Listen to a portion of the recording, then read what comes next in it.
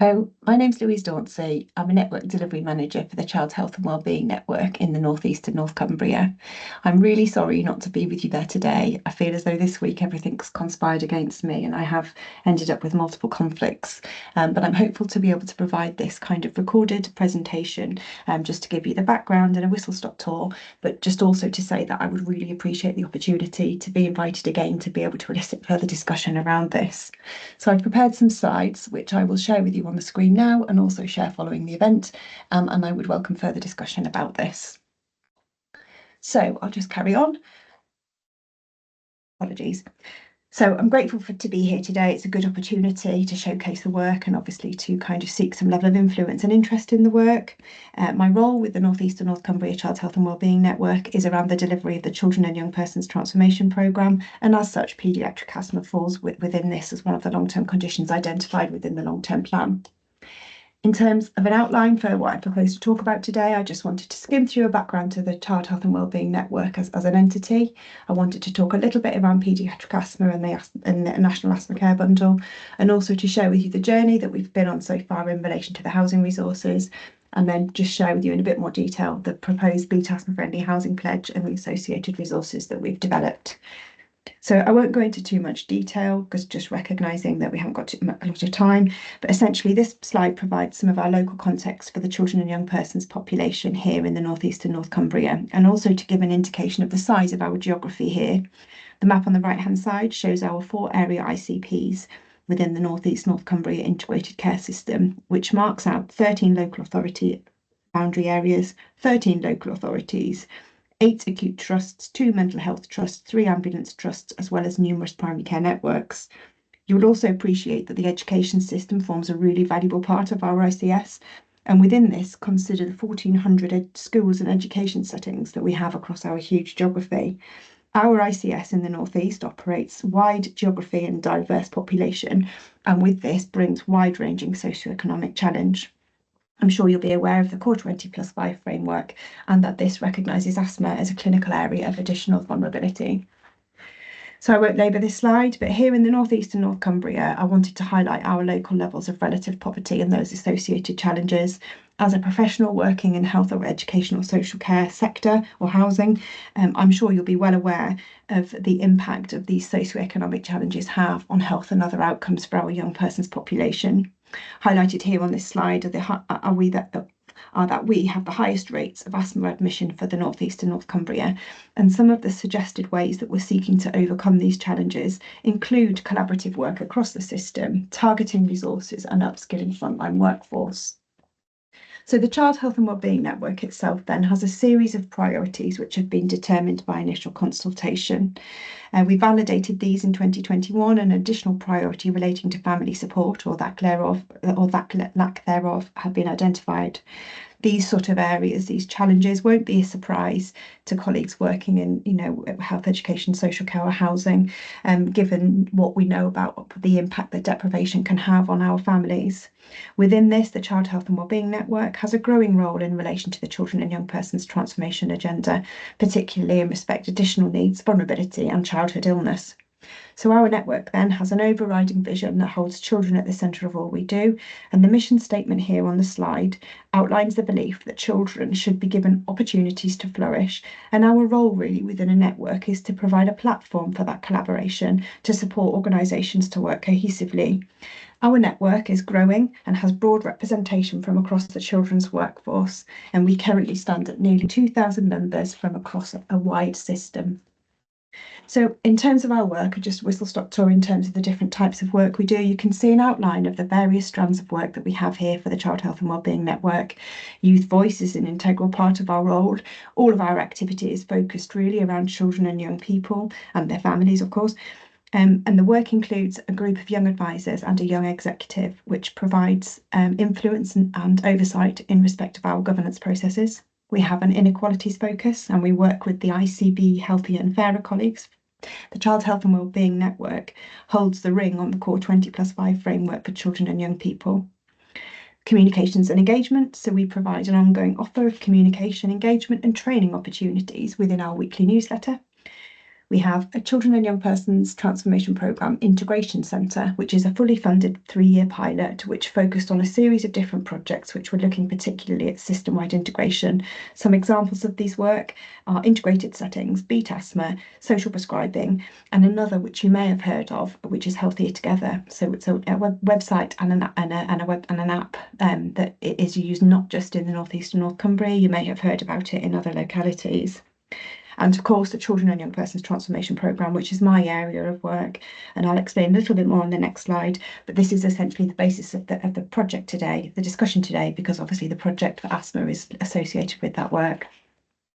So the Children and Young Persons Transformation Programme then has 3 main aims, which are in relation to the integration of services, improvements in quality of care, outcomes and experience for young people and their families, and the more ready and active involvement of children and their families in service improvement, service design, and kind of being influential in that. Within the 10 key priority areas of work, asthma is included as one of those, and it has been an identified priority to roll out the national bundle and obviously make service improvements across a range of long-term conditions. So the Children and Young Persons Transformation Programme describes a whole system approach in relation to the improvements for paediatric asthma care. And through the work of the North East North Cumbria Asthma Leadership Group, we're developing a platform with regional leadership and support to oversee the implementation of the bundle and obviously the implementation and rollout of the NHS long-term plan. The vision for our network is that we can facilitate partnerships and collaborative work between a variety of system partners to do this and to improve care and outcomes for our children and young people. So this slide is a really busy slide, and obviously I'll provide it so you'll have the links to be able to look at some of the resources, but this just kind of highlights, an overview and demonstrates the breadth of the work that we've been doing since September 2021. So we have a fully funded asthma leadership group with clinical leadership. So I've worked really closely with Dr. Sam Moss and other colleagues since September 2021 on all of these various strands of work.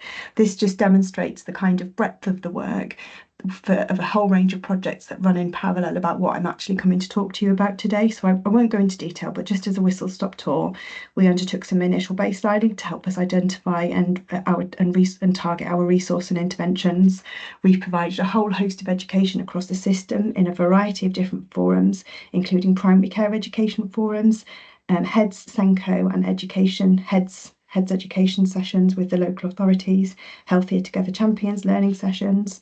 We've been to South Tees Health Starters and Head Start multiple times.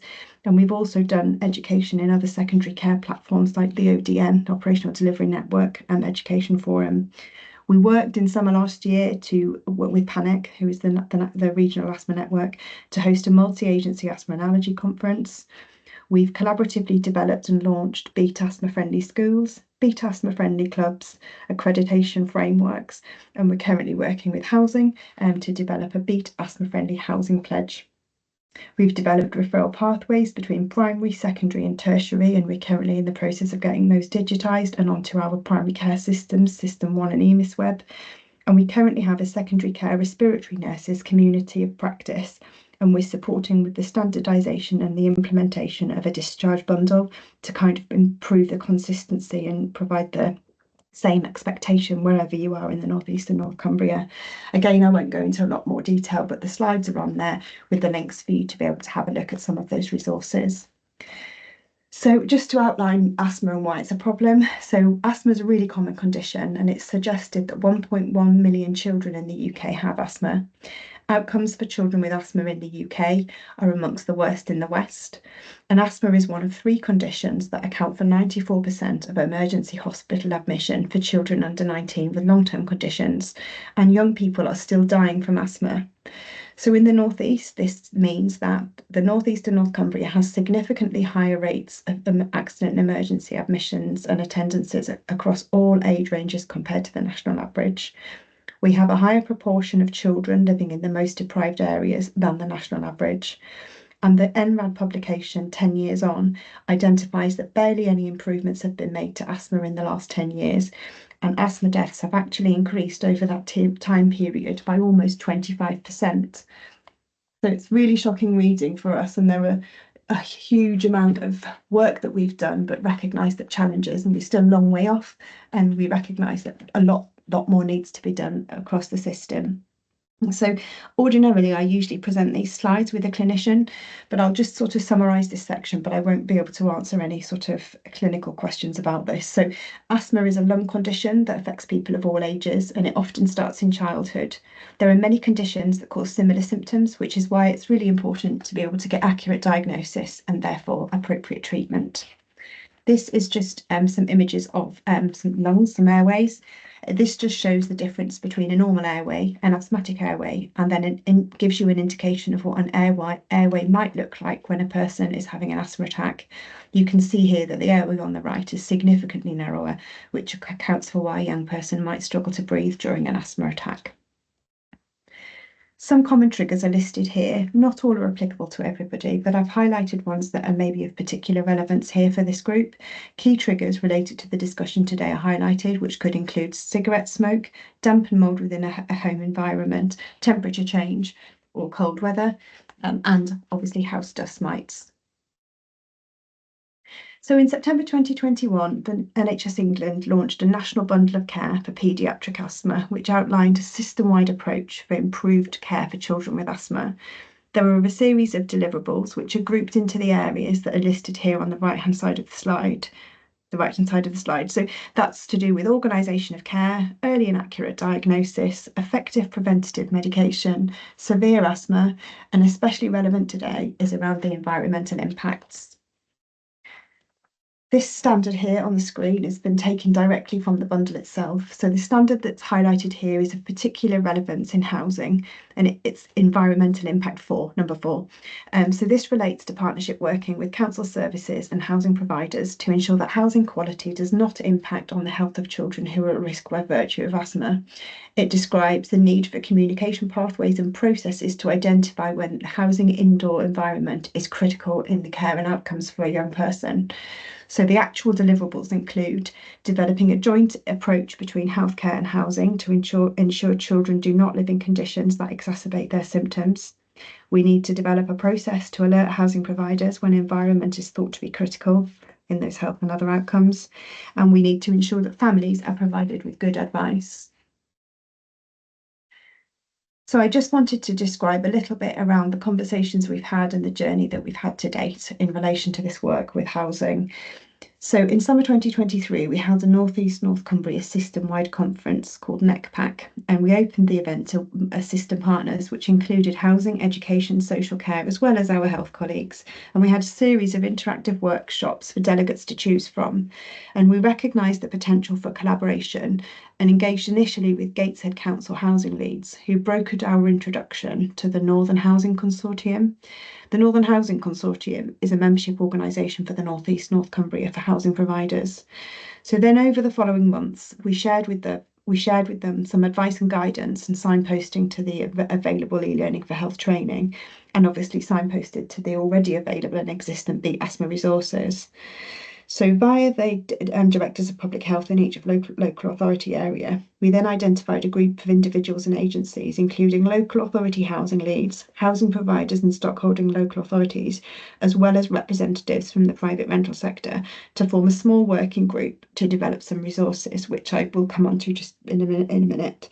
But we then made links with smoking cessation leads and colleagues from Fresh Balance in the North East and North Cumbria to further develop the resources to reflect and promote the benefits of a smoke-free home and the impact of indoor air quality on children and young people, especially those who are at risk from asthma.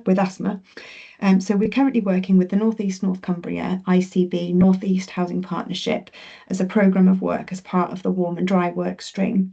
And this essentially is where we are today, and we're still collaboratively developing the resource with the input of all of these partners.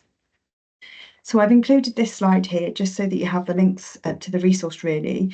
You may or may not be aware that there is a training competency framework that kind of was launched at the same time as the bundle. It was an e-learning package which has been made available and subsidised by NHS England.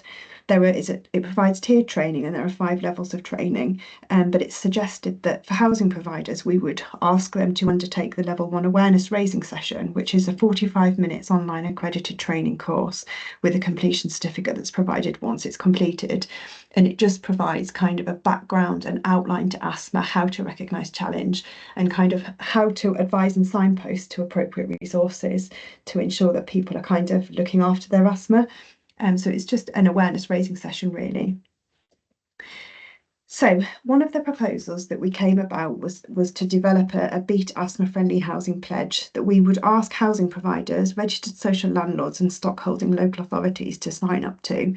And it was really to demonstrate their commitment to providing good quality housing and responding to complaints and concerns about damp and mould, and also their responsibilities around providing advice, guidance and signposting to tenants and families about asthma and air quality. The process is still being developed and worked through, but the intentions would be for housing providers or agencies to review their compliance with the requirements that we've kind of identified, and then to sign up via a submission of a form, with an outline of their approach. We would ask them to be able to collect evidence to demonstrate this, and then we would be able to review a sample. So we'd review the forms against the pledge, and then we would email them with a certificate, with a pledge certificate to kind of display and include within promotional and marketing information. We can then have the opportunity to go back and spot check a sample of these people who've signed up and committed to the pledge to check that we've got, appropriate kind of due diligence that's being exercised on with this process. Obviously, all of this is yet to be worked through, but this is something that we'll seek to do with our working group. So this here on screen is the draft pledge and the latest iteration. In essence, it brings together the statutory requirements and the applicable regulations, and just ties together all the good practice and guidance, and highlights some of the requirements in place since Awad's law. We've made references also within here to the commitment to training for all staff who have contact with children and families or who may visit homes, and also to promote the benefits around smoke-free homes, and to support and signpost to access smoking cessation services as they are available locally, recognising that there's differences across the board.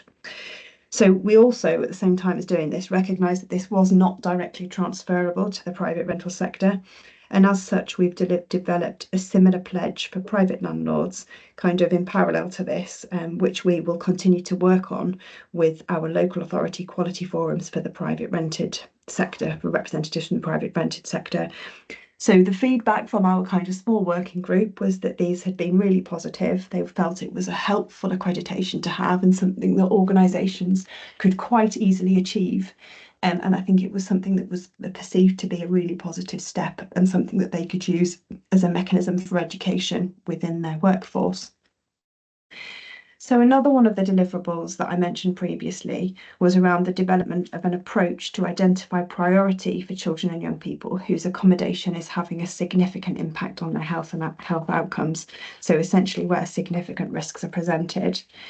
So this has been subject to lots of discussion and obviously has presented with challenge in some ways. But the bottom line is that we want good quality housing for all, and that all concerns need to be addressed promptly and within the provisions of various legislation and other requirements.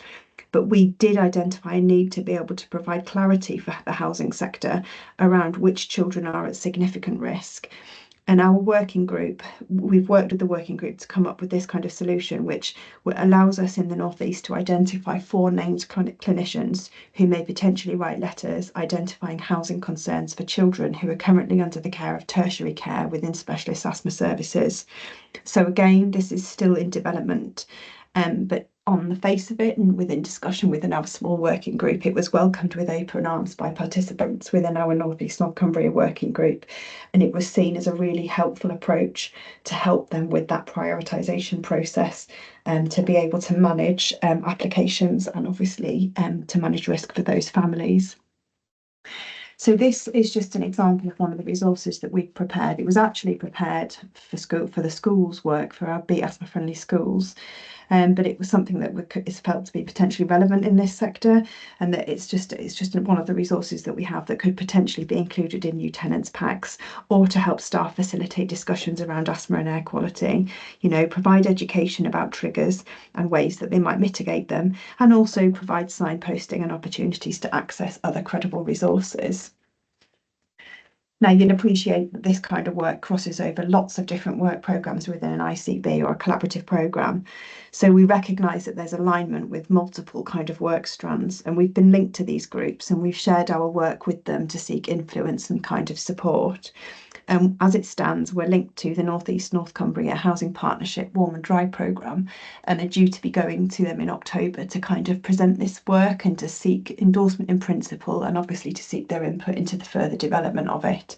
So this just reflects our locals parallel strands of work that we need to be cognizant of and make sure that we're lined up with. But all in all, the communication that we've had so far has been, generally positive, and that this is seen as a supportive piece of work to improve the offer for children and young people and their families with asthma in the North East and North Cumbria. So I won't carry on anymore, and I've just hopefully that's been a helpful introduction to the work and just provided a bit of a background and context and provided an outline of our journey. I would very much welcome more discussion about this, and I would appreciate the opportunity to come back and have dialogue. I've included my email address here on the slide and on the last slide if anybody wants to get in touch with me, but I'm more than happy to ask questions remotely or via the chair of the group if that's more appropriate. But thank you very much for your time, and I hope you've enjoyed hearing about our North East North Cumbria work. Bye.